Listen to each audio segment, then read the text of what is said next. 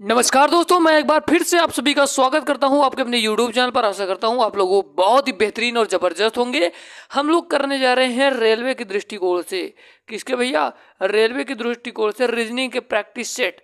यानी कि हम लोग डेली ज़्यादा प्रश्न नहीं बता रहे हैं आपको, 10-10 प्रश्न 12-12 प्रश्न करेंगे। लेकिन आप इन्हीं 10-12 प्रश्न को अगर कंप्लीट कर लेते हैं दोस्तों, तो रेलवे में लगभग सारे प्रश्न हम लोग पेपर तक अपने कर देंगे। तो चलिए आप सबका स्वागत करते हैं दोस्तों। आपका पहला प्रश्न आपकी स्क्रीन के सामने है। कह रहा है कि दिए गए शब्द में वेन आरेख का सही संबंध बताएं। वेन डायग्राम में क्या होता है? वेन डायग्राम यानी कि वेन आरेख कहा जाता है हिंदी में।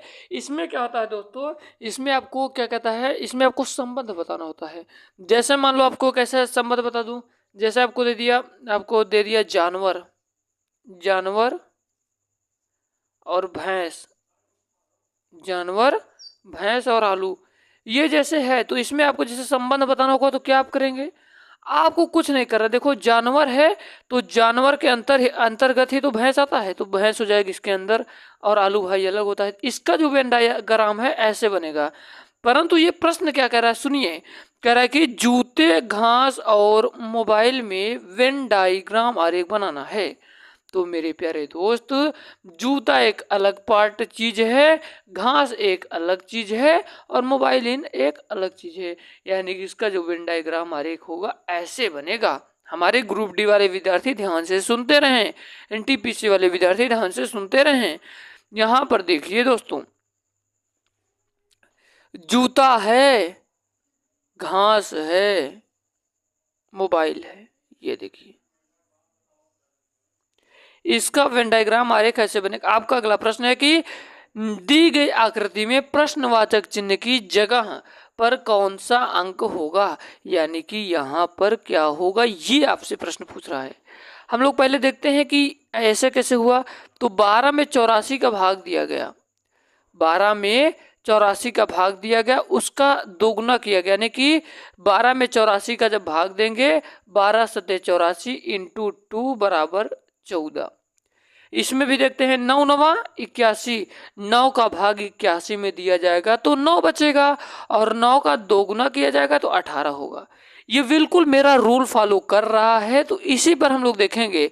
11 अठे 88, 11 में भैया जब 88 का भाग देंगे मेरे बाबू, मेरे साहेब, तो 8 होगा, और 8 का जब दोगुना करेंगे तो 16 होगा। यहाँ पर 16 राइट आंसर होगा। ऑप्शन नंबर डी के साथ आपका करेक्ट आंसर होगा। उम्मीद करता हूं आपको ये चीजें मेरी समझ में आ रही होंगी।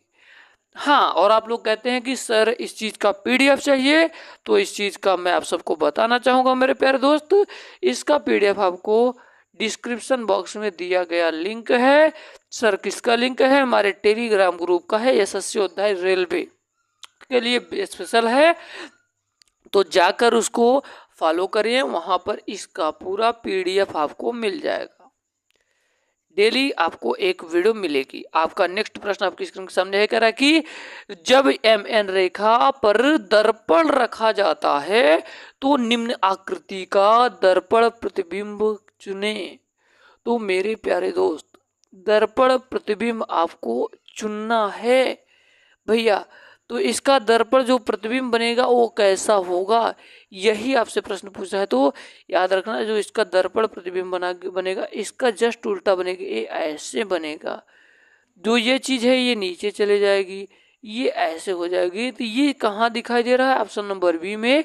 तो ऑप्शन नंबर बी आपके साथ होगा। बस ऐसे प्रश्न आता है, बहुत कठिन नहीं पूछा जाता है। ग्रुप डी हो गया।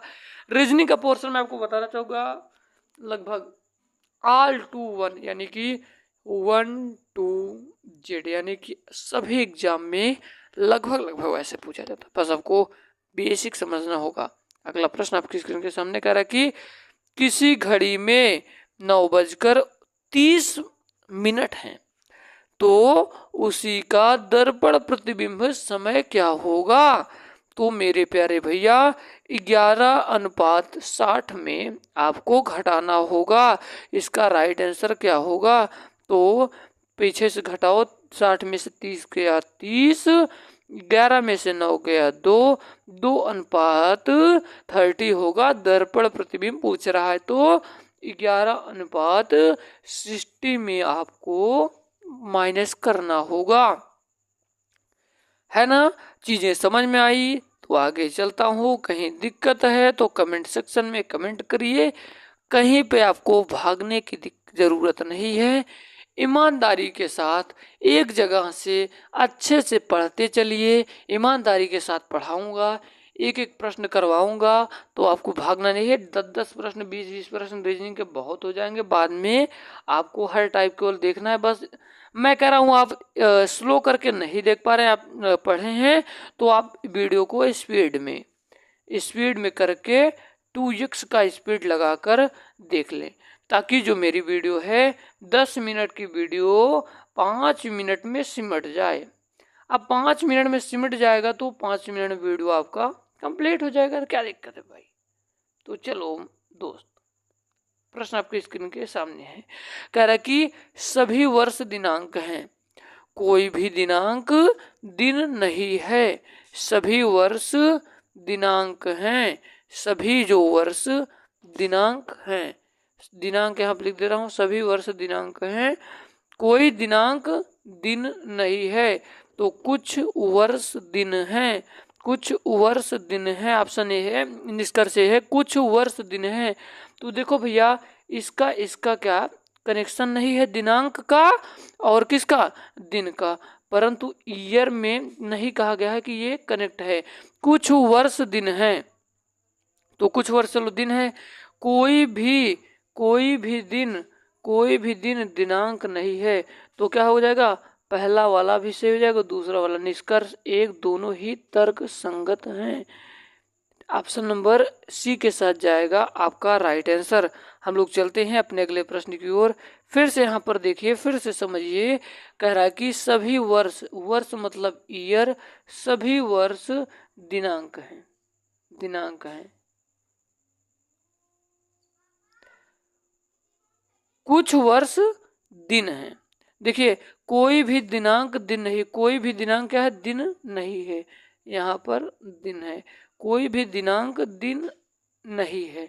तो कह रहा है कि अगला है निष्कर्ष में, तो निष्कर्ष क्या है, कुछ वर्ष दिन है। जो कुछ वर्ष है इससे इनका कनेक्शन नहीं है, परंतु इसका कनेक्शन हो सकता है। ठीक है, तो ये होगा कोई भी दिन दिनांक नहीं। बिल्कुल सही बात है भाई, कोई भी दिन दिनांक नहीं है, कुछ वर्ष दिन है। दोनों तर्क संगत है, यानी कि ऑप्शन नंबर सी के साथ जाएगा। आपका अगला प्रश्न आपके स्क्रीन के सामने है। कह रहा है कि उस विकल्प की पहचान करें जो तीसरी आकृति से उसी प्रकार संबंधित है जो जिस प्रकार दूसरी आकृति पहली आकृति से संबंधित है। तो दोस्तों, यहां पर आपको क्या देखना है, यहां पर देखो यहां पर रेशियो है, उसके बाद यानी कि अनुपात है, फिर समानुपात है। पहले क्या किया गया है, पहले ये आकार बनाया गया है, उसके बाद अंदर त्रिभुज, उसके बाद इसमें देखो क्या किया गया है, ये दो त्रिभुज है इसको बड़ा कर दिया गया है, और ये जो बड़ा है इसको छोटा कर दिया है। इसी प्रकार से इसमें क्या होगा, इसमें ऐसे होगा, ये वाला पहले बड़ा हो जाएगा, ऐसे ऐसे ऐसे। मेरे प्यारे दोस्त सीख पा रहे हैं, ऐसे ऐसे होगा। और ये वाला जो चीज है ये इसके अंदर बिल्कुल हो जाएगा। इसके अंदर कैसे हो जाएगा, ऐसे ऐसे ऐसे ऐसे ऐसे ऐसे, यानी कि right answer option number C के साथ जाएगा। रीजनिंग के प्रश्न आप लोग कर सकते हैं, डेली आपको एक एक वीडियो मिलेगी। देखिए, लोहा, आप लोगों ने क्या पीरियोडिक टेबल पढ़ा है? पीरियोडिक टेबल किसमें है सर? तो पीरियोडिक टेबल है केमिस्ट्री का चैप्टर होता है पीरियोडिक टेबल। तो उसमें पूरा टेबल वाइज दिया रहता है, hydrogen, helium, lithium, barium, boron, carbon, nitrogen, oxygen, fluorine, sodium, magnesium, निकल, स्कैंडियम, ऐसे ही पूरा है। तो मैं आपको बता दूं, रेलवे में साइंस का बड़ा योगदान है भैया, साइंस का बड़ा योगदान है।